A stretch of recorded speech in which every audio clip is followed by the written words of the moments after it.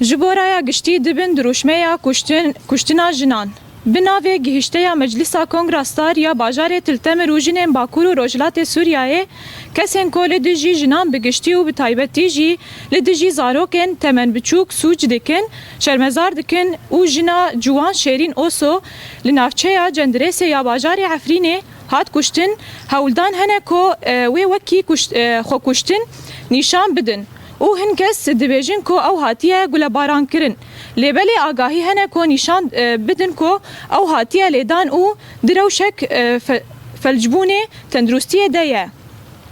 Tevî vê yekê tirsa nebûna edaletê li deverên din bi kontrola Tirkiyeyê de bi belavbûna gendeleyê hene. Malbata wê dixwaze daxuyaniyekî zanistî ya tevahî bi hemî hurguleyan dike. Ew bûyê rewşeke bêcezayî nîşan dide. Bi taybetî di derbarê jinên li Bakur û Rojhilatê Sûriyayê de cîhan bi giştî tekez dike û pêwîstiyên lêpirsîneke cidî û serbixwe heye. Da ku rastiyê derxe holê û bank li civak û rêxistinên navnetewî dike. Ku van pirsgirêkan çareser bikin û kesên dibin sûcan de çalak û beşdarin hesab bibînin. Na ji bo kuştina jinê jin jiyan azadî.